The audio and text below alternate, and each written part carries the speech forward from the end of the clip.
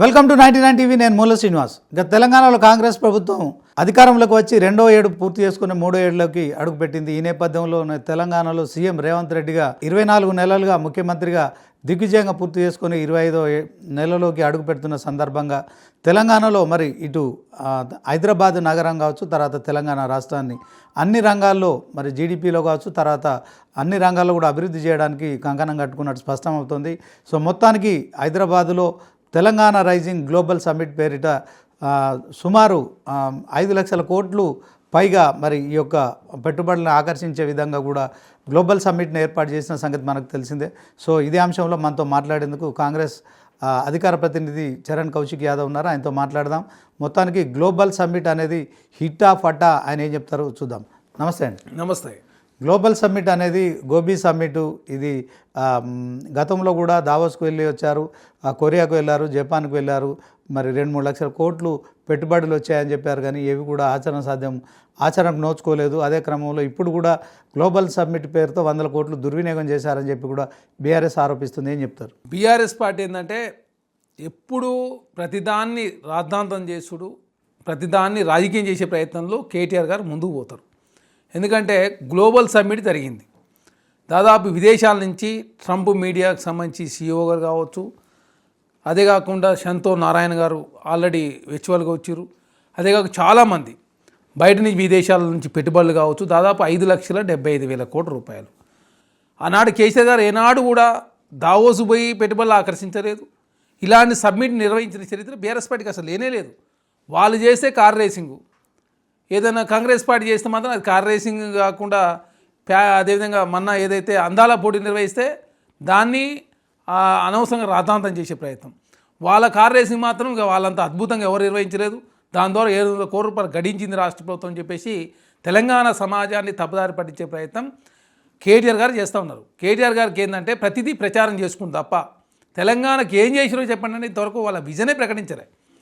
ఇప్పటి వరకు తెలంగాణ రాష్ట్రంలో కాంగ్రెస్ పార్టీగా మేము ప్యూర్ రేర్ అంటే కోర్ అర్బన్ రీజనల్ ఎకానమీ, తర్వాత పెరి అర్బన్ రీజనల్ ఎకానమీ, అదే కాకుండా రూరల్ అగ్రికల్చరల్ రీజనల్ ఎకానమీ అని చెప్పి చాలా స్పష్టంగా ప్రకటించుకున్నాం.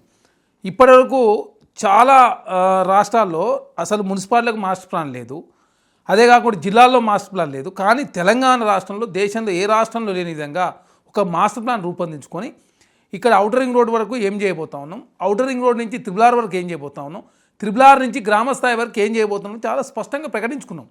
ఎందుకంటే జీడిపిలో పట్టణాల వాటా 63% ఉంది. అది 2030 నాటికి 75% పోయే అవకాశం ఉంది. కాబట్టి ఖచ్చితంగా పట్టణాల ఉన్నటువంటి ఆర్థిక వ్యవస్థను బలోపేతం చేస్తూనే మాస్టర్ ప్లాన్ రూపొందించుకొని పొల్యూషన్ రహిత నగరంగా రూపొందించుకునే ప్రయత్నంలో ప్రభుత్వం ముందుకు పోతూ ఉంది. ఇప్పటికే 24 అర్బన్ డెవలప్మెంట్ అథారిటీ కూడా కొత్తగా ఏర్పాటు చేసుకోక ములుగు జిల్లా తప్ప తెలంగాణ రాష్ట్రం మొత్తం అన్ని అర్బన్ డెవలప్మెంట్ అథారిటీ ఏర్పాటు చేసుకుంది కాంగ్రెస్ ప్రభుత్వం. 33 జిల్లాలు ఉంటే 32 జిల్లాలకు మాస్టర్ ప్లాన్ రూపొందించుకొని గ్రామస్థాయి వరకు ఏ విధంగా ముందుకు పోతా ఉన్నాం. మా విజన్ను చాలా స్పష్టంగా ప్రకటించుకొని 2 రోజుల పాటు జరిగిన గ్లోబల్ సమ్మిట్ సంబంధించి చాలా సినిమా ప్రముఖులు పార్టిసిపేట్ చేశారు. అదే కాకుండా అంతర్జాతీయంగా ఉన్నటువంటి వ్యాపార దిగ్గజ సంస్థలు కూడా అక్కడ పెట్టుబడులు పెడతామని చెప్పి MOUలు కుదుర్చుకున్న పరిస్థితి. అంతకుముందు దావోస్ వేదికగా ఒప్పందాలు జరిగినాయి. తెలంగాణ రాష్ట్రంలో ప్రభుత్వ రంగంతో పాటు ప్రైవేట్ రంగంలో ఉద్యోగాలు కల్పించాలి ఏకైక లక్ష్యంతో ప్రభుత్వం ముందుకు పోతూ ఉంది. దానిలో భాగంగా భారత్ ఫ్యూచర్ సిటీని కూడా ప్రపంచాన్ని పరిచయం చేసే ప్రయత్నంలో ప్రభుత్వం ముందుకు పోయింది. దాన్ని స్వాగతించాల్సిన కేటీఆర్ గారు అనవసరంగా కేటీఆర్ గారు ఏమో దాన్ని ప్రాపగండా క్రియేట్ చేసే ప్రయత్నం, హరీష్ రావు గారు విమర్శ చేసే ప్రయత్నం చేస్తూ ఉన్నారు. ఖచ్చితంగా కాంగ్రెస్ పార్టీగా విజన్తో ముందుకు పోతా ఉన్నాం. దేశంలో ఇట్లాంటి కార్యక్రమాలు జరగలేదు, తెలంగాణ రాష్ట్రంలో మొట్టమొదటిగా జరిగింది. కాబట్టి దీన్ని స్వాగతించాల్సిన ప్రతిపక్షము స్వాగతించకపోగా గ్లోబల్ ప్రచారం అని చెప్పేసి తెలంగాణ సమాజాన్ని తప్పుదారి పట్టించే ప్రయత్నం బీఆర్ఎస్ పార్టీ చేస్తాం. దయచేసి తెలంగాణ సమాజం అంతా కూడా అప్రమత్తంగా ఉండాలని చెప్పి కోరుతా ఉన్నాం. ఓకే, గతంలో 2 సార్లు దావోస్ కావచ్చు, ఉత్తర కొరియా కావచ్చు, తర్వాత జపాన్ కావచ్చు వెళ్ళొచ్చారు. సీఎం రేవంత్ రెడ్డితో పాటు ఐటీ మినిస్టర్ మంత్రులంతా వెళ్ళొచ్చారు. సో 3 లక్షల కోట్లు మరి పెట్టుబడులు వచ్చాయని చెప్పారు. ఇప్పుడేమో 5,75,000 కోట్లు అంటున్నారు. ఓవరాల్గా 8,00,75,000కు సంబంధించిన MOUలు కూడా అయిపోయాయి కదా. దీంట్లో ఎలాంటి సందేహం లేదు కదా? ఎలాంటి సందేహం లేదు. చాలా కంపెనీలు ప్రోగ్రెసివ్ దశలో ఉన్నాయి. ఒక ఇల్లు కట్టాలంటే 1 ఇయర్ పడుతుందండి. ఒక ఇల్లు కట్టాలంటే 1 ఇయర్ పడుతుంది. అట్లాంటిది ఒప్పందం చేసుకున్న తర్వాత దాదాపు 63,000 ఉద్యోగాలు ఆల్రెడీ కల్పన జరిగింది. దాదాపు 18 కంపెనీలకు సంబంధించిన వర్క్ యాక్టివిటీస్ జరుగుతూ ఉన్నాయి ఇక్కడ. అదే కాకుండా ఇప్పుడు మొన్న గ్లోబల్ సమ్మిట్ ద్వారా చాలామంది సల్మాన్ ఖాన్ లాంటి వాళ్ళు కావచ్చు, అజయ్ దేవగన్ లాంటి వాళ్ళు కావచ్చు, సినీ ప్రముఖులు నాగార్జున గారు కావచ్చు, చిరంజీవి గారు కావచ్చు, చాలామంది అల్లు అరవింద్ గారు భాగస్వాములు అయ్యారు. ఇక్కడ రాష్ట్రంలో ఉన్న వాళ్ళు కావచ్చు, దేశంలో ఉన్న వాళ్ళు కావచ్చు, ప్రపంచంలో ఉన్న వాళ్ళు కూడా తెలంగాణ రాష్ట్రంలో హైదరాబాద్ పెట్టుబడులు పెడతానికి సిద్ధంగా ఉంటే ఇది గ్లోబల్ సబ్మిట్ కాదు, లోకల్ సబ్మిట్ అని ఒకసారి ఫార్మాకు సంబంధించి ప్రపంచంతో హైదరాబాద్ పోటీ పడుతూ ఉంది. ప్రపంచంలో టాప్ 10లో 8 హైదరాబాద్లో ఉన్నాయి కదా, తెలంగాణ నుంచి ఉన్నాయి కదా ఫార్మా కంపెనీలు. ఇక్కడి నుంచి వస్తే ఫార్మాకు 8 కంపెనీ ఇక్కడి నుంచి వచ్చినాయి విదేశాలు. అసలు భారతదేశం ప్రపంచంలో పోటీపడే హైదరాబాద్లో ఉన్న ఫార్మా కంపెనీ 8, 10లో టాప్ 10లో మన హైదరాబాద్ నుంచి ఉన్న పరిస్థితి మనం చూస్తూ ఉన్నాం. ఎందుకంటే కరోనా టైంలో వ్యాక్సిన్ కూడా మనం హైదరాబాద్లో తయారు చేసుకున్నాం కదా. అరే ప్రపంచానికి హైదరాబాద్ పరిచయం అయింది, ప్రపంచ నగరాలతో హైదరాబాద్ పోటీ పడాలని చెప్పి ఒక విజన్ తోటి తెలంగాణ ముఖ్యమంత్రి గారు ముందుకు పోతూ ఉన్నారు. 2047 లక్ష్యంతో ముందుకు పోతూ ఉన్నాం. చైనాలో ఉన్న ఒక నగరాన్ని ఆదర్శంగా తీసుకుంటే అక్కడ 15 రెట్లు పెరిగిందని చెప్పేసి చాలా స్పష్టంగా 5 లక్షల మంది ఒపీనియన్ తీసుకొని 6 నెలల పాటు కష్టపడి చాలామంది ఐఎస్బి సంబంధించి ప్రొఫెసర్లు కావచ్చు, దేశంలో కావచ్చు, ప్రపంచవ్యాప్తంగా ఉన్నటువంటి ఇంటలెక్చువల్ తోటి చర్చలు చేసి ఒక గ్లోబల్ సబ్మిట్ నిర్వహిస్తే మీరు చేసిన వాళ్ళని స్వాగతించకుండా తెలంగాణ సమాజాన్ని కావచ్చు, ప్రపంచాన్ని అదేవిధంగా తప్పుదారి పట్టించే ప్రయత్నం కేటీఆర్ గారు చేస్తూ ఉన్నారు. కాబట్టి తెలంగాణ సమాజంతో ఆలోచిస్తూ ఉంది ఇప్పుడు. ఓకే, హరీష్ రావు గారు అంటున్నారు పెట్టుబడుల కట్టుకథలు చెప్పి కోట్లు ఖర్చు చేశారు, గ్లోబల్ సమ్మిట్ అటర్ ఫ్లాప్ అంటున్నారు. అదే క్రమంలో విజన్ డాక్యుమెంట్లో విజన్ లేదు, దాన్ని చేరుకునే మిషన్ లేదు, విజన్ డాక్యుమెంట్ కాదు విజన్ లెస్ డాక్యుమెంట్ అంటూ కూడా ఆయన విమర్శించారు. ఏం చెప్తారు? మీ విజన్ ఏంటంటే తెలంగాణ 7 లక్షల కోట్ల రూపాయలు అప్పు చేసారు, దాంట్లో మీరు సక్సెస్ అయ్యారు. 1,20,000 కోట్ల రూపాయలు కాంట్రాక్ట్ పెండింగ్ పెట్టిపోయారు, దాంట్లో మీరు సక్సెస్ అయ్యారు. మీ ఆయనలో ఏ విధంగా తెలంగాణ రాష్ట్రంలో మందు ఏరులై పారిందో తెలంగాణ సమాజం చూసారు. వైన్ షాపులు పెరిగినాయి మీ ఆయనలో అదేవిధంగా బెల్ట్ షాపులు పెరిగినాయి మీ ఆయనలో.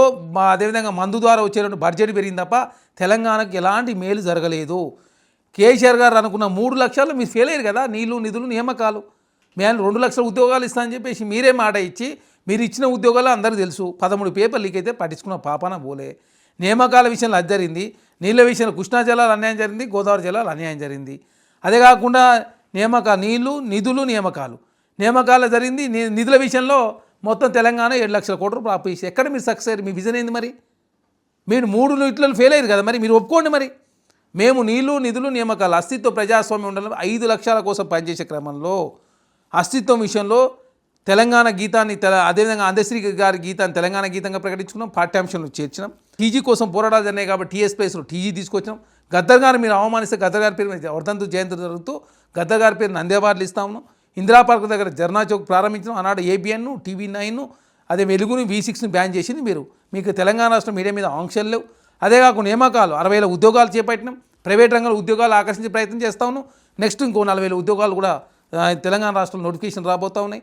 అదే కాకుండా నిధులకు సంబంధించి మీరు 11 రోజు నుంచి RBI ఓడీలు తీసుకొచ్చే పరిస్థితి నుంచి తెలంగాణ రాష్ట్రంలో 24 గంటల్లోనే జీతాలు ఇచ్చే విధంగా తెలంగాణ రాష్ట్రంలో కాంగ్రెస్ ప్రభుత్వం ముందుకు పోతుంది. 15 రోజులు పట్టేది ఆనాడు. మొదటి తారీఖు జీతాలు ఇచ్చే పరిస్థితి తీసుకొచ్చినాం కదా ఇప్పుడు. అదే కాకుండా నీళ్ళల్లో అన్యాయం జరిగింది. ఎందుకంటే కృష్ణా వాటర్లో మీరు 299 TMCలు ఒప్పుకోండు, దాని తర్వాత 400 TMCలు అని చెప్పేసి తర్వాత మాట మార్చుడు. గోదావరి జిల్లాలో అన్యాయం జరిగింది. మీ ఆయనలో బంకచర్ల వచ్చింది, బనకచర్ల ఆనాడే పట్టిసీమ వచ్చింది. కాబట్టి తెలంగాణకు జరిగిన అన్యాయాన్ని పూడ్చే ప్రయత్నం కాంగ్రెస్ ప్రభుత్వం చేస్తూ ఉంది కదా. చరణ్ గారు ఇప్పుడు ప్యూర్ రేర్ అంటూ మీరు చెప్తున్నారు, రేవంత్ రెడ్డి గారు కూడా చెప్తున్నారు. కానీ హరీష్ రావు అంటున్నారు తెలంగాణను కొల్లగొడుతున్న చోరు రేవంత్ రెడ్డి అని విమర్శ చేస్తారు. మీరు చోరు ఎవరో చెప్పింది కాదు, కల్వకుంట్ల కవిత గారు చెప్పారు. మీరు కాలేజీలో అవినీతికి పాల్పడ్డారని చెప్పేసి కల్వకుంట్ల కవిత గారు చెప్పారు. మీరే ఫోన్ ట్యాపింగ్ పాల్పడ్డాడు హరీష్ రావు గారు, సంతోష్ రావు గారు. గ్రీన్ ఇండియా ఛాలెంజ్లో సంతోష్ రావు గారు అవినీతికి పాల్పడ్డాడని, అదే కాకుండా ఇసుక మాఫియా సంతోష్ రావు గారు చేసిరని, టెలిఫోన్ ట్యాపింగ్ పాల్పడ్డది మీరే కదా. టెలిఫోన్ ట్యాపింగ్ పాల్పడ్డది మీరే. తెలంగాణ ప్రజాస్వామ్యం లేకుండా చేసింది మీరే. తెలంగాణను అప్లపాలు చేసింది మీరే. తెలంగాణ అన్ని రకాల వెనకపోయేటట్టు చేసింది మీరే కదా, మేము కాదు కదా. 4,500 కోట్ల రూపాయలు మహిళలు రుణమాఫీ చేయకుండా పోయారు మీరు. 5,500 కోట్ల రూపాయలు విద్యార్థి రియంబర్స్మెంట్ చేయకుండా పోయారు మీరు. 7 లక్షల కోట్ల రూపాయలు ఇస్తానని చెప్పేసి 7 లక్షల డబుల్ బెడ్రూమ్ ఇస్తానని 70 ఏళ్ళ డబుల్ బెడ్రూమ్ ఇచ్చింది మీరు. 14 లక్షలు పోడుమూలు పంచుతానని చెప్పేసి పోడుమూలే పంచకుండా పోయింది మీరు. తెలంగాణ 2 లక్షల ఉద్యోగాలు ఇస్తానని చెప్పేసి 13 పేపర్లు అయితే లీక్ అయితే పట్టించుకున్న పాపానం పోలే మీరు. ఇంటర్మీడియట్ వాల్యుయేషన్లో అవకతలు చాలామంది విద్యార్థులు చనిపోయారు. 10th వాల్యుయేషన్లో అవకతలు జరిగినాయి. తెలంగాణలో మీరు ఆయన ఏం జరిగింది? అదేవిధంగా ఔటర్ రింగ్ రోడ్డు 7,000 కోట్ల రూపాయలు అప్పనంగా మహారాష్ట్ర సంస్థకు అప్పచెప్పారు. మీరేమన్నా ఔటర్ రింగ్ నిర్మించిన వాళ్ళ అంతర్జాతీయ విమానాశ్రయం నిర్మించిన వాళ్ళ మీరేమన్నా, హైటెక్ సిటీ నిర్మించిన వాళ్ళ మీరేమన్నా, పీవీ ఎక్స్ప్రెస్ హైవే మీరు నిర్మించారా? లేకపోతే మీ ఆయనలో అసలు ఏ హైవే వచ్చింది? నల్గొండకు మీ ఆనాడు విజయవాడ హైవే కాంగ్రెస్ ప్రభుత్వం ఆయనలో వచ్చింది కదా, అదే బెంగళూరు హైవే కాంగ్రెస్ ప్రభుత్వం ఆయనలో వచ్చింది కదా, కరీంనగర్ సంబంధించి రాజీవ్ రహదారి ఆనాడు కాంగ్రెస్ ప్రభుత్వం ఆయనలో వచ్చింది కదా, వరంగల్ హైవే కాంగ్రెస్ ప్రభుత్వం ఆయనలో వచ్చింది కదా. మరి మీరేం చేశారు? మీ ఆయనలో వచ్చింది ఓన్లీ మెదక్ సంబంధించినటువంటి స్టేట్ హైవే ఒకటి వచ్చింది.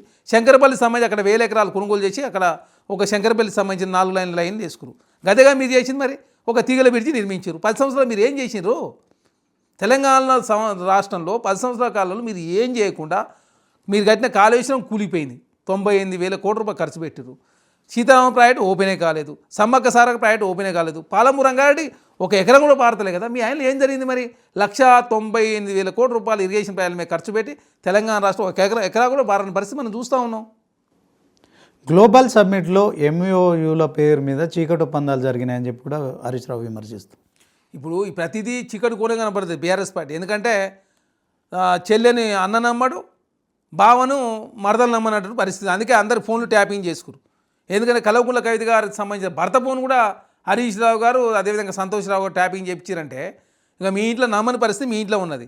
అదే కాకుండా లోపల చీకటిలో ఒప్పందం చేసుకునేది మీరు, చీకటిలో అవినీతికి పాల్పడి మీరు, తెలంగాణ నిండా ముంచింది మీరు, తెలంగాణను ఆగమాగం చేసింది మీరు, తెలంగాణను దోపిడీ పాల్పడి మీరు. కల్వకుంట్ల కుటుంబం తెలంగాణ నిండా దోసుకొని చీకటి ఒప్పందం చేసుకురు. కాబట్టే ప్రతిదీ కూడా చీకటి ఒప్పందం అని చెప్పేసి బీఆర్ఎస్ పార్టీ కాంగ్రెస్ ప్రభుత్వం విమర్శ చేసే ప్రయత్నం చేస్తూ ఉన్నారు.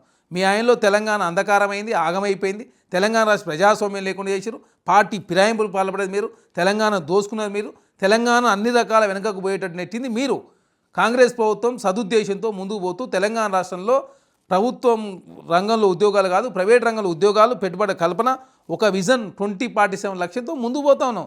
విజన్ లేని ముఖ్యమంత్రి కేసీఆర్ గారు కాబట్టే కనీసం దావోస్కి ఎన్నడన్నా పోయిందా, లేకపోతే ఎన్నడన్నా గ్లోబల్ సమ్మిట్లో నిర్వహించిందా? 45 గంటలు రేవంత్ రెడ్డి గారు అక్కడ ఉండి 45 గంటలు ఉండి పెట్టుబడిదారులకు భరోసా కల్పించే ప్రయత్నం తెలంగాణ సమాజానికి కావచ్చు, భారతదేశంలో ఉన్నటువంటి పెట్టుబడిదారులు కావచ్చు, ప్రపంచవ్యాప్తంగా ఉన్నటువంటి దిగ్గజ సంస్థలన్నీ కూడా ఒక భరోసా నింపే ప్రయత్నం కాంగ్రెస్ ప్రభుత్వం చేసింది కదా. 2 ఏళ్ళుగా కోట్లు ఖర్చు చేసిర్రు. తెలంగాణ సీఎం రేవంత్ రెడ్డి ఆయన బృందం మంత్ర బృందం తిరిగిన దేశాలు నిర్వహించిన సబ్మిట్స్ ద్వారా ఎన్ని కోట్ల పెట్టుబడులు వచ్చాయి, అందులో ఎన్ని కంపెనీలు గ్రౌండ్ అయ్యాయి, ఎంతమంది తెలంగాణ బిడ్డలకు ఉద్యోగాలు వచ్చాయి, దమ్ముంటే శ్వేతపత్రం విడుదల చేయాలని చెప్పి కూడా మా రేవంత్ రెడ్డి సీఎంకి మాజీ మంత్రి హరీష్ రావు సవాల్ చేస్తున్నారు. మేము ఒకటే అంటాం, దమ్ముంటే ప్రతిపక్ష నాయకుడు అసెంబ్లీ రావాలా. ప్రతిపక్ష నాయకుడు ఈ అంశం లేవనెత్తితే రాష్ట్ర ప్రభుత్వం చర్చ చేయడానికి సిద్ధంగా ఉన్నాం. మీ ఆయనలో ఎన్ని ఉద్యోగాలు వచ్చినాయో, మీ ఆయనలో ఎంత ప్రభుత్వ ధనం వృధా అయిందో, మీరు ఏ విధంగా ప్రగతి భవన్ ఉన్న భవన్ కూలగొట్టి ఏ విధంగా బుల్లెట్ ప్రూఫ్తో ఉన్నటువంటి బాత్రూమ్లు ఏర్పాటు చేసుకుని అన్ని మీరు చర్చ చేస్తాను సిద్ధంగా ఉన్నాం. ఉన్న సెక్రటరీని ఏ విధంగా కూలగొట్టిరో మీరు ఆయనలో అన్నిటి చర్చ చేద్దాం మనం. మీ ఆయనలో జరిగిన డెవలప్మెంట్ కావచ్చు, మీ ఆయనలో జరిగిన అప్పులు కావచ్చు, మీరు ఇచ్చిన ఉద్యోగాలు కావచ్చు, పేపర్ లీకులు కావచ్చు, ప్రజాధనం ఎంత వృధా అయిందో, ఎన్ని అప్పులు చేసిరో, ఏమేం చేసిరో అన్నీ మీరు చర్చ చేద్దాం రండి. మరి దేశంలో ఏ రాష్ట్రంలో చేయని విధంగా తెలంగాణ రాష్ట్రంలో కాంగ్రెస్ ప్రభుత్వం ఇచ్చిన గ్యారంటీలు కావచ్చు, ప్రజాస్వామ్యాన్ని పునరుద్ధరించే ప్రయత్నం కావచ్చు, తెలంగాణ రాష్ట్ర పెట్టుబడుల కల్పన కావచ్చు, అదేవిధంగా తెలంగాణ రాష్ట్రంలో కాంగ్రెస్ ప్రభుత్వం మీ అన్నిటి మీద చర్చ చేయడానికి మేము సిద్ధంగా ఉన్నాం. మీరు విద్యుత్ సంస్థలో ఎన్ని వేల కోట్ల రూపాయలు అప్పులలో తీసిపోయారో తెలంగాణ సమాజం చూసిరు. సివిల్ సప్లై కార్పొరేషన్ ద్వారా 8,000 కోట్ల రూపాయలు అప్పు చేసిరు, తెలంగాణ సమాజం చూసిరు. తెలంగాణ రాష్ట్రము భారతదేశంలో ఆనాడు మిగులుబడితో తెలంగాణ రాష్ట్రం ఇస్తే అప్పులపాలు చేసి ఆగమనం చేసి ప్రజాస్వామ్యం లేకుండా చేసి ప్రతిపక్ష నాయకుడు అసెంబ్లీ రాకుండా 2 గంటల పాటు మాత్రమే అసెంబ్లీకి వచ్చి 50 లక్షల జీతం తీసుకొని మీరు మాట్లాడితే తెలంగాణ సమాజం నవ్వుకుంటారు. ఇప్పటికే దావోస్లో ఏదైతే ఒప్పందాలు జరిగినాయో దాదాపు 60,000 ఉద్యోగులు ఆల్రెడీ వచ్చినాయి. దాదాపు 18 కంపెనీలు ఆల్రెడీ తెలంగాణ రాష్ట్రంలో వారికి సంబంధించిన యాక్టివిటీ స్టార్ట్ చేశారు. భవిష్యత్తులో ఇంకా చాలా సంస్థలు చేయడానికి సిద్ధంగా ఉన్నాయి. ఎందుకంటే ఒప్పందాలు చేసుకున్న తర్వాత ఎమ్మటే నెలకొల్పే పరిస్థితి ఉంటుంది. ఎందుకంటే ఒక ఇల్లు నిర్మాణం చేసుకోవాలంటే సంవత్సరం పడుతుంది. అదే కాకుండా తెలంగాణ రాష్ట్రంలో కాంగ్రెస్ ప్రభుత్వం చేస్తున్నటువంటి అభివృద్ధి సంక్షేమ కార్యక్రమాలు చూసే ప్రపంచవ్యాప్తంగా పెట్టుబడులను కూడా హైదరాబాద్కు వస్తూ ఉన్నాయి. ఓకే, రేవంత్ రెడ్డి నిర్వహించిన గ్లోబల్ సమ్మిట్ అది గ్లోబల్ సమ్మిట్లా లేదు, అదొక రియల్ ఎస్టేట్ ఎక్స్పో లాగుందని చెప్పి కూడా హరీష్ రావు విమర్శిస్తున్నారు. దీనికి ఏం చెప్తారు? ఇప్పుడు గ్లోబల్ సమ్మిట్ అంటే ఏంది? పెట్టుబడులు ఆకర్షించే ప్రయత్నమే కదా. పెట్టుబడులు రియల్ ఎస్టేట్, దానిలో ఒక రియల్ ఎస్టేట్ అనేది ఒక భాగం. భూములు అనేది ఎవరికైనా ఇప్పుడు ఇండస్ట్రీస్ పెట్టుకోవాలంటే భూములు అడుగుతారు. భూములు అడిగినా భూములు ఇవ్వాల్సిన అవసరం ఉంటుంది. అదే కాకుండా అనువైన ప్లేసు అక్కడ అదేవిధంగా 4 సీట్ అని చెప్పి ప్రభుత్వం భావించింది. దాని ఒక ప్లానింగ్తో కూడినటువంటి నగరం రూపొందించే ప్రయత్నంలో ముందుకు పోతూ ఉన్నారు. ఆనాడు సికింద్రాబాద్ కావచ్చు, హైదరాబాద్ కావచ్చు, సైబరాబాద్ కావచ్చు, మీరు ఒక్క నగరం నిర్మించారా? మీ ఆయనలో ఒక్క నగరం వచ్చిందా? అసలు మీరు ప్లానింగ్ ప్రకటించారా? మీ ఆయనలో ఏం జరిగింది? తెలంగాణ రాష్ట్రానికి ఏమైనా జరిగిందా? కొత్త ఎయిర్పోర్ట్లు ఏమైనా తీసుకొచ్చిరా? మా ఆయనలో కొత్తగూడెం సంబంధించి airport, Manmohan Singh earth university అక్కడ, తర్వాత కోటిలో వీరనారి సాగలైలమ్మ ఉమెన్స్ యూనివర్సిటీ, అదే కాకుండా కోస్గిలో ప్రభుత్వ ఇంజనీరింగ్ కళాశాల, తర్వాత తెలంగాణ యూనివర్సిటీలో ఇంజనీరింగ్ కళాశాల, అక్కడ లా కళాశాల ఏర్పాటు చేశారు. కరీంనగర్ శాతవాన్లో లా కళాశాల, మహబూబ్నగర్ పాలమూరు యూనివర్సిటీలో లా కళాశాల, అదే కాకుండా ఇంజనీరింగ్ కళాశాల, 4 పాలిటెక్నిక్ కళాశాలలు ఏర్పాటు చేసుకున్నాం. ఐటీఐ ప్లేస్లో అడ్వాన్స్ ట్రైనింగ్ ఏటీసీలు తీసుకొచ్చినాం. స్కిల్ యూనివర్సిటీ ఏర్పాటు చేసుకున్నాం. స్పోర్ట్స్ యూనివర్సిటీ ఏర్పాటు చేసుకున్నాం. 20,000 కోట్ల రూపాయల రుణమాఫీ చేసినాం. తర్వాత తెలంగాణ రాష్ట్రం 20,000 కోట్ల రూపాయలు మహిళలకు వడ్డీలేని రుణాలు రాష్ట్ర ప్రభుత్వం ఇచ్చింది కదా. మహిళలను అన్నింటిలో భాగస్వామ్యం చేస్తూ ఉన్నాం. లాస్ట్కు ఇంద్రమ్మ చీరల్లో కూడా అవినీతికి పాల్పడేది మీరే కదా. ఈనాడు నాణ్యతతో కూడిన చీరలు మహిళలకు అందిస్తూ ఉంటే సంతోషం వ్యక్తం చేస్తూ ఉన్నాం. మా 1 కోటి మంది మహిళలను కోటీశ్వరులు చేసే ఏకైక లక్ష్యంతో ప్రభుత్వం ముందుకు పోతా ఉంది.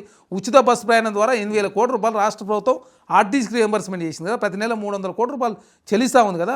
200 వరకు ఉచిత కరెంట్ ఇస్తూ ఉన్నారు. 500 రూపాయలు గ్యాస్ సిలిండర్ ఇస్తూ ఉన్నారు. 6 కిలోలు సన్నబియ్యం ఇస్తూ ఉంది రాష్ట్ర ప్రభుత్వం. ఒకటా రెండా? మీకు మాకు నక్కకు నాగలోకానికి ఉన్న తేడా ఉన్నది. మీ ముఖ్యమంత్రి ఎన్నడన్నా కనీసం రోజుకు 10 గంటలన్నా కష్టపడ్డా? మా ముఖ్యమంత్రి రోజుకు 18 గంటలు కష్టపడుతూ నిరంతరాయంగా 2 సంవత్సరాల నుంచి కనీసం ఒక 3 గంటలు కూడా రెస్ట్ తీసుకోకుండా తిరుగుతామన్నాడు కదా. మీకు మాకున్న వ్యత్యాసం అది. అందాల పోటీలు, ఏఐ సబ్మిట్, అలాగే గ్లోబల్ సబ్మిట్, ఈ 3 కూడా అటర్ ఫ్లాప్ అని చెప్పి కూడా హరీష్ రావు ఆరోపిస్తారు. ఇప్పుడు మీరు నిర్వహించినట్టు కార్ రేసింగ్ వ్యవహారం అటర్ ఫ్లాపు. ఆ గ్రీన్ ఇండియా ఛాలెంజ్ ద్వారా మీరు ఎలక్షన్ బాండ్లు మీకు ఇచ్చిరు కాబట్టే దానిలో తెలంగాణ సంపదను దాదాపు 55 కోట్ల రూపాయలు నష్టం చేసే పనులు మీరు చేసారు. అదే కాకుండా మీరు తెలంగాణకు పెట్టుబడులు ఆకర్షించే ప్రయత్నంలో మీరు విఫలమయ్యారు. మేము అందాల పోటీల విషయంలో సక్సెసే, గ్లోబల్ సబ్మిట్ విషయంలో సక్సెసే, దావోస్ వేదికగా పెట్టుబడులు ఆకర్షించే దాంట్లో సక్సెసే. అదే కాకుండా మూసిని పునర్జింపేసిన దాంట్లో కూడా కాంగ్రెస్ ప్రభుత్వం ఆల్రెడీ డిపిఆర్ రెడీ అయినా ఖచ్చితంగా హైదరాబాద్ రూపురేఖలే మారబోతుంది. మేము తీసుకొచ్చిన హైడ్రా ద్వారా. అదే కాకుండా 300 ఎకరాలకు సంబంధించిన ప్రభుత్వ భూములు కాపాడిరని చెప్పేసి ప్రజల నుంచి ప్రశంసలు అంతా ఉన్నాయి. మేము తీసుకున్నట్టు హైడ్రా కావచ్చు, మేము తీసుకున్న మూసీ కావచ్చు, మేము తీసుకున్న త్రిబుల్ కావచ్చు, త్రిబుల్ రైలింగ్ కావచ్చు, ఎక్స్ప్రెస్ హైవేలు కావచ్చు, డ్రై పోర్ట్ కావచ్చు, 4C నిర్మాణం కావచ్చు, 1 కాదు 2 కాదు. మేము ఈ తీసుకున్నటువంటి ఏ ప్రాజెక్ట్ అయినా ఏ పథకం అయినా సక్సెస్ఫుల్గా ముందుకు పోతా ఉన్నది తప్ప వెనకకు మీలాగా పోవడం లేదు. మీరు ప్రతి పథకం వెనుక అవినీతి ఉన్నది, ప్రతి రోడ్డు వెనుక అవినీతి చేసిరు, ప్రతి ప్లానింగ్ వెనుక అవినీతి పాల్పడేది మీరు, మీ కుటుంబం, మీరు అవినీతి పాల్పడదు తప్ప తెలంగాణ రాష్ట్రంలో ప్రజాస్వామ్యం పడతమిల్లాలి, తెలంగాణ రాష్ట్రానికి పెట్టుబడి రావాలి. ఏ ఆకాంక్ష కోసమే తెలంగాణ రాష్ట్రం ఏర్పాటు చేసుకున్నాం ఆ లక్ష్యాలను నెరవేరాలి. అసెంబ్లీలో ప్రతిపక్షాలకు అవకాశం ఇచ్చి ప్రతిపక్షాలు మాట్లాడే అవకాశం ఇస్తుంటే ప్రతిపక్ష నాయకుడు అసెంబ్లీ రాకుండా హరీష్ రావు గారు, కేటీఆర్ గారు మాట్లాడి కాంగ్రెస్ బురదలో ప్రయత్నం చేస్తే తెలంగాణ సమాజం హర్షించారు. ఖచ్చితంగా తెలంగాణ సమాజం అంతా కూడా మేల్కొన్నారు. చరణ్ గారు, కేసీఆర్ పాలనలో జరిగిన అభివృద్ధి గురించి గ్లోబల్ సమ్మిట్లో టోనీ బ్లేయర్ కావచ్చు, అలాగే రిజర్వ్ బ్యాంకు మాజీ గవర్నర్ కావచ్చు సుబ్బారావు గారు ఇచ్చిన కితాబు రేవంత్ రెడ్డికి చెంపపెట్టు లాంటిదని చెప్పి కూడా హరీష్ రావు అంటున్నారు. ఏం చెప్తారు? ఇప్పుడు తెలంగాణ మరి ఇప్పుడు కేసీఆర్ గారు ముఖ్యమంత్రి కాకపోతే తెలంగాణ ఐటీ ఉందా లేదా? మరి ఐటీ అన్నారు భారతదేశం 2వ స్థానం, ఈరోజు 2వ స్థానం ఎట్లున్నది? మరి హైదరాబాద్ అనేది ఒక మహానగరం, మీరేదో నిర్మించిన నగరం కాదు. మీరు వచ్చిన తర్వాత ఏమన్నా హైదరాబాద్ కొత్తగా మీరు నిర్మించిన నిర్మాణం ఏం చెప్పండి? ఒక తీగల బిజీ తప్ప. మీరేమనంటే మీ FTP నిర్మాణం జరిగింది, ఫ్లైఓవర్ నిర్మించిందని చెప్తారు. అంతకుముందే RRR ఉన్నది, అదేవిధంగా ఔటర్ రింగ్ రోడ్ ఉన్నది, అంతకుముందే హైటెక్ సిటీ ఉన్నది, అంతకుముందే ఉస్మానియా యూనివర్సిటీ ఉన్నది, అంతకుముందే శ్రీశైలం కావచ్చు, నాగార్జున సాగర్ ప్రాజెక్టులు కావచ్చు, అదే కాకుండా తెలంగాణ రాష్ట్రంలో అన్ని విశ్వవిద్యాలయాలు కావచ్చు. ఐటీ మీరు మొదటి వారు కాదు, చివరి వారు కాదు. హైదరాబాద్ పోవాల్సిన విధంగా తెలంగాణ డెవలప్మెంట్ జరగాల్సిన విధంగా డెవలప్మెంట్ జరగలేదు. మీ ఆయనలో తెలంగాణ వెనకకు నెట్టివేయబడింది. ఎక్కడికో పోవాల్సిన తెలంగాణ ఎక్కడో ఆగిపోయింది. మీరు మీ అవినీతి కావచ్చు, మీకు ఫ్యూచర్ని దృష్టిలో పెట్టుకొని సరైన విధంగా ముందుకు పోకపోవడం కావచ్చు, అదే కాకుండా ప్రతిపక్షాలకు టైం ఇవ్వకుండా, ప్రతిపక్షాలకు మాట్లాడే అవకాశం ఇవ్వకుండా, ప్రజాస్వామ్యం లేకుండా చేసి తెలంగాణ ఇంకా ఎక్కడికో పోవాల్సిన తెలంగాణను మీ ఆయనలో తెలంగాణ వెనకపోయిన మాట వాస్తవం. ఖచ్చితంగా కాంగ్రెస్ పార్టీగా తెలంగాణను ప్రపంచ నగరాలతో పోటీపడే విధంగా హైదరాబాద్ను తెలంగాణ తీసుకుపోతా ఉన్నాం మేము. చరణ్ గారు, 2 ఏళ్ల పాలన వైఫల్యాల నుంచి దృష్టి మరల్చడానికి మీరు గ్లోబల్ సమ్మిట్ పెట్టారు. దీంట్లో మీరు చెప్పిన ప్రకారం 18 రాష్ట్రాల నుంచి ముఖ్యమంత్రులు, 5,000 మంది విదేశీ ప్రతినిధులు వస్తారన్నారు. కానీ మంత్రులు పోయి అందరికి కూడా ఒక్కో ముఖ్యమంత్రి కూడా స్వయంగా ఆహ్వాన పత్రికలు ఇచ్చారు. కనీసం ఒక్క ముఖ్యమంత్రి రాలేదు, 5,000 మంది విదేశీ రిప్రజెంటేటివ్స్ రాలేదు. మీ పార్ట్నర్ DK శివకుమార్ తప్ప చివరికి AICC నేతలు కావచ్చు, కాంగ్రెస్ ఎంపీలు రాని పరిస్థితి. గ్లోబల్ సబ్మిట్లో గ్లోబల్ రిప్రజెంటేటివ్స్ కూడా కరువైపోయారు. ఆఖరికి ఎంబీఏ విద్యార్థులను కాంగ్రెస్ నాయకులు కార్యకర్తలకు కొట్టు వేసి కూర్చోబెట్టారని చెప్పి కూడా మరి ఇది గ్లోబల్ సమ్మిట్ కాదు, లోకల్ సమ్మిట్ అంటారు. ఇప్పుడు బీఆర్ఎస్ పార్టీ ఏంటంటే పార్లమెంట్ సమావేశాలు జరుగుతూ ఉన్నాయి. ప్రధానమంత్రి గారు పార్లమెంట్లో బిజీ ఉన్నాడు. వాళ్ళ సంబంధించి క్యాబినెట్లో మంత్రి అయినట్టు కిషన్ రెడ్డి గారు వచ్చారు. అదే కాకుండా కేంద్రంలో ఉన్నటువంటి చాలామంది అంటే ప్రపంచవ్యాప్తంగా పెట్టుబడిదారులు వచ్చి ఒప్పందాలు చేసుకున్నారు. అదే కాకుండా మీరు ఇప్పుడు పిలువుడు అనేది రాష్ట్ర ప్రభుత్వ బాధ్యత, వసరా అనేది వాళ్ళ ఇష్టం. ఇప్పుడు మనం గ్లోబల్ సమ్మిట్ ఏర్పాటు చేసుకున్నాం. ప్రపంచంలో ఉన్న దిగ్గజ సంస్థలు వస్తాయి, భారతదేశంలో చాలా సంస్థలు వస్తాయి, అదేవిధంగా రాష్ట్రంలో సంస్థలు వస్తాయి కదా. ఇప్పుడు గ్లోబల్ సమ్మిట్ అంటే వాళ్ళు నలుగురు ఉండొచ్చు, వీళ్ళు ఇద్దరు ఉండొచ్చు, వీళ్ళు ఒకరు ఉండొచ్చు. గ్లోబల్ సమ్మిట్ అంటే గ్లోబల్ సమ్మిట్ కాదు. గ్లోబల్ సమ్మిట్లో భాగంగా రాష్ట్రం నుంచి వస్తారు, తర్వాత పక్క రాష్ట్రాల నుంచి వస్తారు, పక్క దేశాల నుంచి వస్తారు, విదేశీ ప్రతినిధులు అందరూ వచ్చి అక్కడ పెట్టుబడులు పెడుతున్నారు. కాబట్టి 5,75,000 కోట్ల రూపాయల సంబంధించి ఒప్పందాలు జరిగినాయి కదా. మీకెందుకు మీ కళ్ళమంట? మీ ఆయనలో జరగలేదు. కాంగ్రెస్ పార్టీ చేస్తుంటే చూసి ఓరలేక మా ఆదరణ కరువైతుంది, మమ్మల్ని పడుచుకునే దిక్కే లేడు. అరే రేవంత్ రెడ్డి గారు సక్సెస్ఫుల్గా 2 సంవత్సరాల కాలంలో గ్లోబల్ సమ్మిట్ నిర్వహించుండు, దావోస్కే ముఖ్యమంత్రి పోయిండు, అదేవిధంగా మూసీని పునరుద్ధరణ కోసం విదేశాల ముఖ్యమంత్రి పోయిండు, అదేవిధంగా విద్యారంగాన్ని తనే స్వయంగా పర్యవేక్షిస్తూ ఉస్మానియా యూనివర్సిటీకి 2 సార్లు వచ్చిండు. కాబట్టి ఇవన్నీ బీఆర్ఎస్ పార్టీకి ఏంటంటే డైజెస్ట్ చేసుకునే పరిస్థితిలో వారు లేరు. కేసీఆర్ గారు ఏమో పామోలు రెస్ట్ తీసుకుంటా ఉన్నాడు. ఒక ఆంచి చెల్లె దాడి చేస్తూ ఉంది. చెల్లెకి ప్రశ్నలకే సమాధానం చెప్పలేని పరిస్థితిలో బీఆర్ఎస్ పార్టీ ఉన్నది. మొన్ననే జూబ్లీస్ ఎలక్షన్లో బీఆర్ఎస్ పార్టీ సీటింగ్ స్థానం కూడా మేమే గెలిచినాం. బీఆర్ఎస్ పార్టీ సంబంధించిన తెలంగాణ రాష్ట్రం నుంచి ఒక ఎంపీ కూడా గెలవని పరిస్థితి మనం చూస్తూ ఉన్నాం. కాబట్టి కేటీఆర్ గారు నోటికి ఏది వస్తే అది మాట్లాడే ప్రయత్నం వారు చేస్తూ ఉన్నారు. ఖచ్చితంగా తెలంగాణ సమాజానికి అర్థమైంది రేవంత్ రెడ్డి గారు సక్సెస్ఫుల్గా తెలంగాణ రాష్ట్రం 2 సంవత్సరాల కాలంలో కాంగ్రెస్ పార్టీ ఏదైతే ఇచ్చిన లక్ష్యాలన్నీ కూడా నెరవేర్చే ప్రయత్నం చేస్తూ ఉంది. కాబట్టి మొన్న జూబ్లీస్ ఎలక్షన్లో కాంగ్రెస్ పార్టీ గెలిచింది. రేపు గ్రేటర్ హైదరాబాద్ ఎలక్షన్ జరిగితే కూడా కాంగ్రెస్ పార్టీ గెలవబోతోంది. అదే కాకుండా గ్రేటర్ హైదరాబాద్ను 300 కార్పొరేటర్లకు సంబంధించి మొత్తం మహానగరంగా ఆల్రెడీ అదే ఔటరింగ్లో ఓపెన్ ఉన్నటువంటి ప్రాంతాన్ని అంతా కూడా గ్రేటర్ హైదరాబాద్ మున్సిపల్ కార్పొరేషన్కి ఏర్పాటు చేసుకున్నాం. మేము కాంగ్రెస్ పార్టీకి ఏంటంటే మంచి చేస్తూ ఉంటే బీఆర్ఎస్ పార్టీ భయం వేస్తూ ఉంది. ఎక్కడ లోకల్ బాడీ ఎలక్షన్లో మా ఆదరణ కరువైపోయింది. ఇప్పటికే ఎంపీ ఎలక్షన్లు అయిపోయింది, లోకల్ బాడీ ఎలక్షన్ కూడా రేపు బీఆర్ఎస్ పార్టీ పని ఖతం అవుతూ ఉంది. ఆల్రెడీ బీఆర్ఎస్ పార్టీలో తిరుగుబాటు ప్రారంభమైంది. జూబ్లీస్ ఎలక్షన్ ఓడిపోయారు కాబట్టి కేటీఆర్ గారు, హరీష్ రావు గారు ఏదో ఒక విధంగా కాంగ్రెస్ పార్టీ మీద, ప్రభుత్వం మీద బురజల్లి ప్రయత్నంలో వారు ముందుకు పోతా ఉన్నారు. ఖచ్చితంగా తెలంగాణ సమాజం అంతా కూడా అప్రమత్తమైంది. ఖచ్చితంగా లోకల్ బాడీ ఎలక్షన్లో కాంగ్రెస్ పార్టీ భారీ సర్పంచ్ స్థానాలు గెలవబోతా ఉన్నాం. గ్రామాలను అద్భుతంగా డెవలప్మెంట్ చేసే ప్రయత్నంలో కాంగ్రెస్ ప్రభుత్వం ముందుకు పోతా ఉంది. తెలంగాణ సీఎంగా రేవంత్ రెడ్డి 2వ ఉస్మానియా యూనివర్సిటీకి వెళ్ళారు. ఈ రోజు కూడా వెళ్ళారు కదా. సో ఏం చేయబోతున్నారు ఉస్మానియా యూనివర్సిటీ? ఉస్మానియా యూనివర్సిటీకి సంబంధించి ప్రపంచంలో ఉన్నటువంటి దిగ్గజ యూనివర్సిటీ స్థాయికి తీసుకుపోయే ప్రయత్నంలో భాగంగా ఆక్స్ఫర్డ్ కావచ్చు, అదేవిధంగా ప్రపంచంలో ఉన్నటువంటి ఏదైతే యూనివర్సిటీలో ఆ స్థాయి స్టాండర్డ్ ఉండాలని చెప్పేసి ముఖ్యమంత్రి గారు భావించి 1,000 కోట్ల రూపాయలు సంబంధించినటువంటి మాటలే కాదు, జీవో కూడా విడుదల చేసి 1,000 కోట్ల రూపాయలు కేటాయించిన పరిస్థితి మనం చూసినాం. అదే కాకుండా ఒక మాస్టర్ ప్లాన్ రూపొందించి హాస్టల్స్ ఎట్లా ఉండాలి, తర్వాత గార్డెన్స్ ఏంది, రోడ్స్ ఏంది, అదే కాకుండా స్పోర్ట్స్ కాంప్లెక్స్లు ఏంటి, అదే కాకుండా బిల్డింగ్స్ ఏంటి, అదే లైబ్రరీలో ఏ విధంగా ఉండాలా, వరల్డ్ స్టాండర్డ్ ఉండే విధంగా ఉస్మానియా రూపుదిద్దాం. ఉస్మానియా అనేది తెలంగాణ గుండెకాయ. ఆనాడు తెలంగాణలో ఉద్యమంలో ఉన్నది, అంతకుముందు నక్సల్బరీ ఉద్యమంలో ఉన్నది, అదే వందే మాతర ఉద్యమంలో తెలంగాణ ఉన్నది. ఆనాడు పివి నరసింహారావు కావచ్చు, జైపాల్ రెడ్డి గారు కావచ్చు, చాలామంది మహానుభావులు ఇక్కడి నుంచి చదువుకొని ప్రపంచ వ్యాప్తంగా పేరు తెచ్చుకున్న వాళ్ళు చాలామంది ఉన్నారు. కాబట్టి ఆ స్థాయిలో తీసుకుపోయే ఉద్దేశంతో ముఖ్యమంత్రి గారు ఒక సదుద్దేశంతో ప్రపంచానికితో పోటీపడే విధంగా ఉస్మానియా యూనివర్సిటీ తీసుకుపోయే ప్రయత్నంలో భాగంగా విద్యారంగం విషయంలో కాంగ్రెస్ ప్రభుత్వం యొక్క ఒక విధానం ఏ విధంగా ఉందని చాలా స్పష్టంగా ఈరోజు ప్రకటించారు. అదే కాకుండా తెలంగాణ రాష్ట్ర వ్యాప్తంగా ఉన్న యూనివర్సిటీలను కూడా ఆ స్థాయిలో డెవలప్మెంట్ చేసుకోవడం కోసం, రీసెర్చ్ను పెంపొందించుకోవడం కోసం, అదేగా రెగ్యులర్ ప్యాకర్ను రిక్రూట్మెంట్ చేసుకోవడం కోసం, అదే కాకుండా ఇండస్ట్రీస్కి అనుసంధానంగా సిలబస్ ఏ విధంగా ఉండాలి, అదే కాకుండా యూనివర్సిటీలో వచ్చినటువంటి విద్యార్థి ఖచ్చితంగా జాబ్తో బయటికి పోయే విధంగా మౌలిక వసతులు కల్పించాలని చెప్పి చాలా స్పష్టంగా ముఖ్యమంత్రి గారు తన యొక్క విజన్ని ప్రకటించడం జరిగింది. దానిలో భాగంగా ముఖ్యమంత్రి గారు ఉస్మానియా యూనివర్సిటీకి వచ్చితే దాన్ని కూడా రాజకీయం చేసే ప్రయత్నం. గతంలో కేసీఆర్ గారు 10 సంవత్సరాల కాలంలో ఒక్కసారి కూడా ఉస్మానియా యూనివర్సిటీ రాలేదు. ఆనాడు తెలంగాణ ఉద్యమం జరుగుతుంటే ఏదో ఒకసారి వచ్చిపోయిన తర్వాత మళ్ళీ ఎన్నడూ రాని పరిస్థితి. అసలు ఎడ్యుకేషనే రివ్యూ చేయలే. ముఖ్యమంత్రి గారు రేవంత్ రెడ్డి గారు తనే విద్యాశాఖ మంత్రిగా ఉంటూ తనే తెలంగాణ రాష్ట్రంలో ఉన్నటువంటి ఇండియన్ ఇంటర్నేషనల్ స్కూళ్ళు, అదే ఏదైతే ఇంటిగ్రేటెడ్ స్కూల్స్ ఉన్నాయో 200 కోట్ల రూపాయలతో ఏ విధంగా డెవలప్మెంట్ చేస్తూ ఉన్నాం. ఎస్సీ, ఎస్టీ, బీసీ, మైనార్టీని డివైడ్ చేసి ఉంచడం కరెక్ట్ కాదు. అన్నీ ఒకే వేదికగా ఉంటే అందరు కలిసిమెట్టి ఉంటారు. అదే కాకుండా వాళ్ళ యొక్క సంబంధించి ఒక విజన్ కూడా పంచుకుంటారు. కాబట్టి అది భవిష్యత్తు తెలంగాణ బాగుంటుందని చెప్పేసి భావిస్తూ ఉన్నాం. దానిలో భాగంగా ఇంటిగ్రేటెడ్ క్యాంపస్ తెస్తూ ఉన్నాం. అదే కాకుండా ఎడ్యుకేషన్ కమిషన్ కూడా ఆల్రెడీ ఏర్పాటు చేసినాం. అదే కాకుండా స్కిల్ యూనివర్సిటీ, స్పోర్ట్స్ యూనివర్సిటీ ఏర్పాటు చేసినాం. భవిష్యత్తులో ఇంకా చాలా యూనివర్సిటీలు రాబోతా ఉన్నాయి. ఖచ్చితంగా విద్యా ప్రమాణాలు పెంపొందించే కోసం ఎన్ని నిధులు అంటే అన్ని నిధులు ఇవ్వడానికి సిద్ధంగా ఉన్నా. దానిలో భాగంగా 1000 కోట్ల రూపాయలు ఇస్తున్నామని చెప్పేసి స్వయంగా ముఖ్యమంత్రి గారు ఆర్ట్స్ కాలేజీ ముందు ఉండి 2 గంటల పాటు తెలంగాణ రాష్ట్రానికి సంబంధించిన ఒక మంచి మెసేజ్ అందిస్తే దాన్ని రాజకీయం చేసే ప్రయత్నం బీఆర్ఎస్ పార్టీ చేస్తూ ఉంది. తెలంగాణ సీఎం రేవంత్ రెడ్డి గ్లోబల్ సమ్మిట్లో డాక్యుమెంట్ విజన్ ఏదైతే ఉందో 2047 సంబంధించి డాక్యుమెంట్ను రిలీజ్ చేశారు కదా. దాంట్లో $1 ట్రిలియన్ ఎకానమీ, తర్వాత $3 ట్రిలియన్ ఎకానమీ, ఇవన్నీ సాధ్యమయ్యే పరిస్థితులు ఉన్నాయంటారా? ఇప్పుడు ప్రయత్నం చేస్తే సాధ్యమవుతుంది. ప్రయత్నం చేయకుండానే మీరు అసలు కనీసం మీ రోడ్ మ్యాప్ ఏందో చెప్పలే తెలంగాణ సమాజానికి. మీరు ఏం చేస్తారో చెప్పలేదు. గతంలో చెప్పినవి కూడా చేయని పరిస్థితి మనం చూసినాం.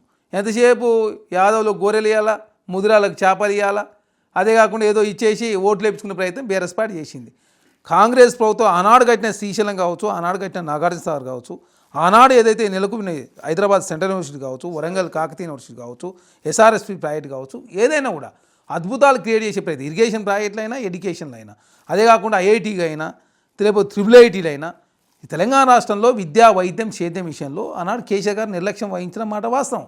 దానిలో భాగంగా ఇరిగేషన్ ప్రాజెక్టుల మీద కమిషన్లు కకృతిపడి ఒక కాళేశ్వరం ఒక బూట ప్రాజెక్ట్ కట్టి తెలంగాణకు దానివల్ల ప్రయోజనం లేదు. దాని ద్వారా తెలంగాణకు చాలా ఇబ్బందులు ఎదుర్కొనే పరిస్థితి. కౌశిక్ గారు ఇప్పుడు తెలంగాణ సీఎం రేవంత్ రెడ్డి నిజంగానే గ్లోబల్ సమ్మిట్ పెట్టారు, చాలా ప్రతిష్టాత్మకంగా. దీంట్లో రాహుల్ గాంధీ లాంటి వాళ్ళు కావచ్చు, ఎందుకు పార్టిసిపేట్ చేయలేదంటే ఏం చెప్తారు? ఇక్కడ పార్లమెంట్ సమావేశాలు జరుగుతూ ఉన్నాయి. సోనియా గాంధీ గారు ఆల్రెడీ లేఖ పంపిరు, ఖర్గే గారు లేఖ పంపిరు. తర్వాత ఇప్పుడు పిలవాల్సిన బాధ్యత మనది. కాంగ్రెస్ పార్టీగా వాళ్ళు పార్లమెంట్లో లోక్సభ పక్ష నేత రాహుల్ గాంధీ గారు, యూపీఐ చైర్పర్సన్, ఇండియా చైర్పర్సన్గా సోనియా గాంధీ గారు, ఖర్గే గారు జాతీయ అధ్యక్షులు, రాజ్యసభలో వారు ప్రోరేటర్ కాబట్టి వాళ్ళు ఆహ్వానించారు. వాళ్ళు పార్లమెంట్ సమావేశాలు జరుగుతున్నాయి కాబట్టి మీరు రాలేకపోతున్నారు, శుభాకాంక్షలు తెలియజేశారు. వాళ్ళు తెలంగాణ రాష్ట్రం ఇచ్చినటువంటి రాహుల్ గాంధీ దగ్గర నుంచి ఎలాంటి కితాబు రాలేదు. మీరు అన్నట్టు సోనియా గాంధీ గారు, Mallikarjun Kharge all the best చెప్పారు, కానీ రాహుల్ గాంధీ నుంచి ఎలాంటి సందేశం రాలేదు. తర్వాత ఆయన వచ్చాడో రాడో, ఆయన ఎందుకు రాలేదంటే ఈయన వేసే కార్యక్రమాలు ఎవి కూడా ఇంతవరకు రాజీవ్ గాంధీ విగ్రహం దగ్గర నుంచి మొదలుకుంటే, ఇనాగరేషన్ మొదలుకుంటే, నిన్న జరిగిన గ్లోబల్ సమ్మిట్ దేనికి కూడా రాలేదు. వీళ్ళిద్దరి మధ్య గ్యాప్ ఉందనే ప్రచారం చేస్తున్నారు కదా. గ్యాప్ ఎక్కడిది, ఏమెక్కడిది? బీఆర్ఎస్ పార్టీ మధ్యనే గ్యాప్ ఉన్నది. వాళ్ళ ఇంట్లో ఒకరికొకరు సఖ్యత లేదు, చెల్లెని కలిస్తలేదని చెప్పేసి కళ్ళకుళ్ళ కవిత చెప్తున్నది. సంతోష్రావు అడుక్కుంటున్నాని, కేటీఆర్ గారు ఇట్లా అంటున్నాని, హరీష్ రావు గారు ఫోన్ ట్యాపింగ్ చేసి వాళ్ళ కుటుంబంలో చిన్నాభిన్నమైంది. పైసల పంపకాల్లో తేడాల మూలంగా చిన్న. కాంగ్రెస్ పార్టీ రేవంత్ రెడ్డి గారు మంచి విజన్తో ముందుకు పోతుందని చెప్పేసి చాలా సందర్భాల్లో రాహుల్ గాంధీ కులగన్న సంబంధించి కూడా చాలా ప్రశంసా పత్రం. చాలా మంది మంత్రులు హెలికాప్టర్లు వాడుతున్నారు, దుబారా ఖర్చులు చేస్తున్నారు. ఇప్పుడు మరొకసారి కూడా సీఎం రేవంత్ రెడ్డి ఢిల్లీకి పోయారు. దీంతో 60వ పర్యటన. అంటే ఆయన 100 కోట్ల రూపాయలు ఢిల్లీకి పోయి ఖర్చు పెడుతున్నారు, కానీ అక్కడ నుంచి ఏం రావట్లేదని కూడా సోషల్ మీడియాలో. ఈ రోజు ముఖ్యమంత్రి గారు పోయింది స్పెషల్ ఫ్లైట్లో పోలే. స్పెషల్ ఫ్లైట్లు ఎప్పుడు పోవాలా, పరిస్థితులను బట్టి, అవసరాన్ని బట్టి తెలంగాణ రాష్ట్రంలో మంత్రులు, ముఖ్యమంత్రి గారు 10 సంవత్సరాల కాల విధ్వంసమైన తెలంగాణను పురోగతిలో తీసుకొచ్చే ప్రయత్నంలో భాగంగా సమయభావం కోసం మాత్రమే హెలికాప్టర్ వాడుతున్నారు. అది నెలకు బేస్లు ఉంటుంది. నెలకు ఒకసారి అయినా గంతే పైసలు, రోజు వాడినా గదే పైసలు కదా. తెలంగాణ సమాజం ఎందుకు మీరు తప్పుదారి పట్టిస్తూ ఉన్నారు? మీ ఆయనలో ఎంత ప్రజాధనం ఉదాయింది. ఎప్పుడు పోయినా మహారాష్ట్రకి మనం వేసుకొని పోయిరా, మీ పార్టీ అవసరాల కోసం వాడుకోలే, మేమన్నా పార్టీ అవసరం కోసం వాడుకుంటున్నామా? తెలంగాణను అన్ని రకాల అభివృద్ధి చేసే ప్రయత్నంలో, తెలంగాణకు జరిగిన నష్టాన్ని పూడ్చే ప్రయత్నంలో కాంగ్రెస్ పార్టీకి సంబంధించిన మంత్రులు రోజు కష్టపడుతూ హెలికాప్టర్ వాడుతున్నారు. ప్రజా అవసరాల దృష్టి వాడుతున్నారు కదా. ఒట్టినే ఏమన్నా విలాసాల పోతున్నారా? రోజు 18 గంటలు కష్టపడుతుంది మంత్రివర్గం, ముఖ్యమంత్రి గారు, ఎమ్మెల్యేలు, అధికారులు తెలంగాణ రాష్ట్రంలో కష్టపడుతూ తెలంగాణను ఆర్థికంగా చితికిపోయిన రాష్ట్రాన్ని ఆర్థికంగా పురోగతి తీసుకొస్తూ తెలంగాణను ప్రపంచ నగరాలతో పోటీపడే విధంగా, ప్రపంచ దేశాలతో పోటీపడే విధంగా తెలంగాణను హైదరాబాద్ డెవలప్మెంట్ చేసే ప్రయత్నం జరుగుతూ ఉంది. దానిలో భాగంగా ఐటీ ఎక్స్పోర్ట్స్ 13% పెరిగినాయి. మీ ఆయనలో తగ్గింది, ఇప్పుడు మా ఆయనలో పెరిగింది. ఉన్న ఐటీఆర్ ప్రాజెక్ట్ మీరే తీసేసారు. ఏమన్నాడు మీ తెలంగాణ దేశం ఎక్కడ తెచ్చిన తెలంగాణ?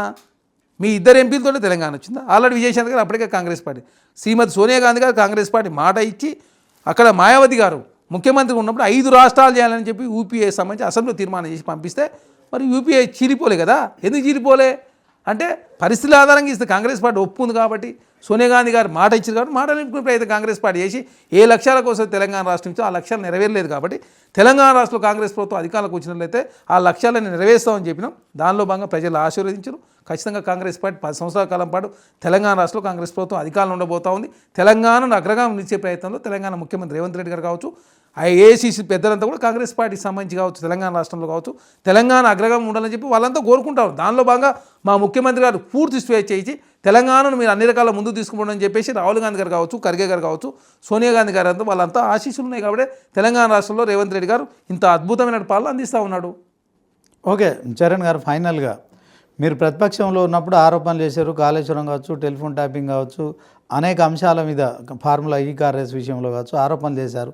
అధికారంలోకి వచ్చిన తర్వాత విచారణ పేరుతో జాప్యం చేస్తున్నారు తప్ప కేసీఆర్ కుటుంబంలో ఏ ఒక్కరిని కూడా అరెస్ట్ చేయట్లేదని చెప్పి కూడా బీజేపీ ఎంపీలు బండి సంజయ్ కావచ్చు, ధనంపురి అరవింద్ కావచ్చు వీళ్ళంతా ఆరోపిస్తున్నారు. ఇప్పుడు ఏం చెప్తారు? బీజేపీ వాళ్ళకి నోటికి ఏది వస్తే అది మాట్లాడతారు.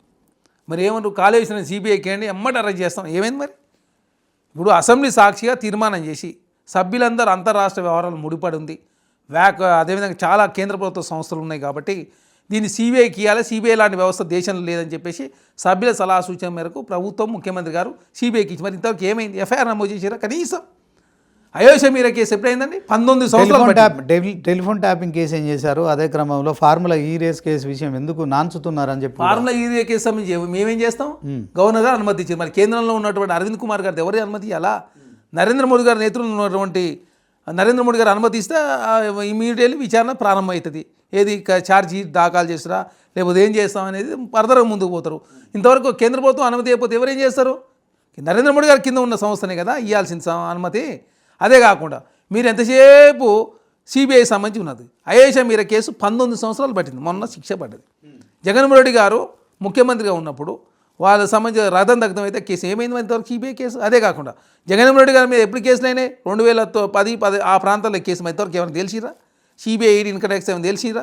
ఓకే, 42% బీసీ రిజర్వేషన్ల విషయంలో కలత చెందిన మరొక యువకుడు అంటే గతంలో శ్రీకాంతాచారి, ఇప్పుడు సాయి ఈశ్వరాచారి ఆత్మాహుతి చేసుకోవడాన్ని ఎట్లా చూస్తారు? దీనికి సంబంధించిన అంటే మిగతా కాంగ్రెస్ మినహా అందరూ కూడా దీన్ని పూర్తిగా వ్యతిరేకించినట్టు కనిపిస్తుంది. సో 42% బీసీ రిజర్వేషన్ల విషయంలో ఏం చేయబోతున్నారు? 42% సంబంధించి తెలంగాణ రాష్ట్రంలో కాంగ్రెస్ పార్టీగా చేయాల్సిన ప్రక్రియలో ఎక్కడ లోపం చేయలేదు. కులగన్న చేసిర్రు.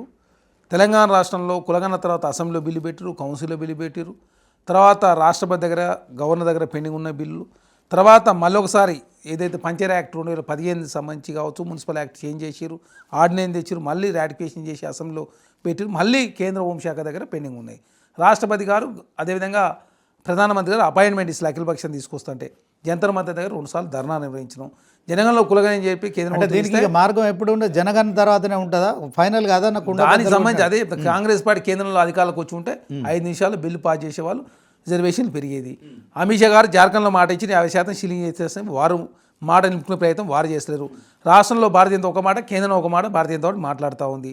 బీఆర్ఎస్ పార్టీ అదే కాంగ్రెస్ పార్టీ అన్న తప్ప భారతీయ జనతా పార్టీ ప్రశ్నించదు. వాలాయంలో బీసీల సంబంధించిన రిజర్వేషన్ 34%, 23% అయింది. కాబట్టి కాంగ్రెస్ పార్టీగా చేయాల్సిన ప్రక్రియలు ఎక్కడ పొరపాటు చేయలేదు. అదేవిధంగా హైకోర్టులో కావచ్చు సుప్రీంకోర్టులో న్యాయవాదులు పెట్టి ఆ కేసును వాదిస్తూ ఉన్నాం. కాబట్టి కాంగ్రెస్ పార్టీగా కేంద్రంలో అధికారంలోకి వచ్చి ఉంటే ఆ సమస్య పరిష్కారం అయ్యేది. భారతీయ జనతా పార్టీ చేయాలి కాబట్టి కాంగ్రెస్ పార్టీగా భారతీయ జనతా పార్టీ ఒత్తిడి చేసే ప్రయత్నం జరుగుతూ ఉంది. అదే కాకుండా తెలంగాణ రాష్ట్రంలో బీసీ సామాన్య ఎవరు కూడా అధైర్యపడాల్సిన అవసరం లేదు. చావుల ద్వారా తెలంగాణ రాష్ట్రంలో ఆనాడు తెలంగాణ ఉద్యమంలో మనం చావులు చూసినాం. బీసీ ఉద్యమంలో చావులు చూడొద్దనే కాంగ్రెస్ పార్టీ కోరుకుంటా ఉంది. ఖచ్చితంగా కాంగ్రెస్ పార్టీకి పోరాటం చేస్తాం. 42% బీసీ రిజర్వేషన్ ఇచ్చే ప్రయత్నంలో కాంగ్రెస్ పార్టీ ఏ అవకాశాన్ని కూడా వృధా చేసుకోలేదు. 42% బీసీ రిజర్వేషన్లు మీరు ఇవ్వలేదు, మాట ఇచ్చారు కానీ నిలుపుకోలేదు. అందుకనే పల్లెల్లో ఇప్పుడు జరుగుతున్న గ్రామ పంచాయతీ ఎన్నికల్లో కాంగ్రెస్కు ప్రజలు గుణపాఠం చెప్తారని చెప్పి బీఆర్ఎస్ ఆరోపిస్తుంది. ఏం చెప్పి ఎవరి గుణపాఠం చెప్తారో అర్థమైంది. భారతీయ జనతా పార్టీ కనీసం మద్దతు అడిగే వాళ్ళు లేరు. బీఆర్ఎస్ పార్టీకి అసలు క్యాండిడేట్లు దొరుకుతలేరు. కాంగ్రెస్ పార్టీ సంబంధించిన అభ్యర్థులు మద్దతుతోటి చాలా ఆల్రెడీ 500 మంది యునానిమస్ అయ్యారు. ఫస్ట్ ఫేజ్లో చాలామంది కాంగ్రెస్ అభ్యర్థులు గెలవబోతూ ఉన్నారు. గ్రామాలను కావచ్చు, పట్టణాలు కావచ్చు, తెలంగాణను కావచ్చు, హైదరాబాద్ రేవంత్ రెడ్డి గారు కావచ్చు కాంగ్రెస్ పార్టీ డెవలప్మెంట్ చేస్తారని చెప్పేసి ప్రజలకు నమ్మకం కుదిరింది. కాంగ్రెస్ పార్టీ ఇచ్చిన మాట ప్రకారం ఒక్కొక్కటి చేసుకుంటూ ముందుకు పోతా ఉన్నారని చెప్పేసి ప్రజలకు అర్థమైంది. కాబట్టి ఖచ్చితంగా గ్రామాల్లో అత్యధికంగా సర్పంచ్ కాంగ్రెస్ పార్టీ గెలవబోతూ ఉంది. ఓకే, థ్యాంక్ యూ చరణ్ గారు. మొత్తానికి ఇది కాంగ్రెస్ అధికార ప్రతినిధిగా, కాంగ్రెస్ సీనియర్ నాయకులుగా చరణ్ కౌశిక్ యాదవ్ వెరీ కాన్ఫిడెంట్గా చెప్తున్నారు. గ్లోబల్ సమ్మిట్లో 5,75,000 కోట్ల పెట్టుబడులు వస్తున్నాయి. అదే క్రమంలో మొదటి దఫా దావోస్ పర్యటన కావచ్చు, రెండోసారి కావచ్చు, అప్పుడు ఒక 3 లక్షల కోట్లు, ఇప్పుడు 5,75,000 కోట్లు, మొత్తానికి 8 లక్షల కోట్ల పైగా ఎంఈఓలు పూర్తయిపోయాయి. సో అవి గ్రౌండింగ్ కూడా జరుగుతున్నాయి. సో దీంట్లో బీఆర్ఎస్ చేస్తున్న ఆరోపణల విషయంలో పూర్తి స్థాయిలో మరి ఎప్పుడు కూడా తెలంగాణ సీఎంగా కేసీఆర్ ఎక్కడికి కూడా మరి గ్లోబల్ సమ్మిట్ కావచ్చు తర్వాత పెట్టలేదు. అదే క్రమంలో దావోస్కు వెళ్ళలేదు. కానీ రేవంత్ రెడ్డి ఒక్క పూట కూడా విశ్రాంతి తీసుకోకుండా, సెలవు తీసుకోకుండా మరి తెలంగాణ సీఎంగా అన్ని రంగాలు అభివృద్ధి చేయబోతున్నారు. తెలంగాణ ఖచ్చితంగా తెలంగాణ రైజింగ్ గ్లోబల్ సబ్మిట్లో చెప్పిన విధంగా 2047 డాక్యుమెంట్ విజన్కు ఒక రోడ్ మ్యాప్ వేసుకున్నారు. దాని ప్రకారం ఖచ్చితంగా అభివృద్ధి చేస్తుందనే విశ్వాసాన్ని వ్యక్తం చేస్తున్నారు. ఇది వాళ్ళ స్పెషల్ ఇంటర్వ్యూ. చూస్తూనే ఉండండి 9090.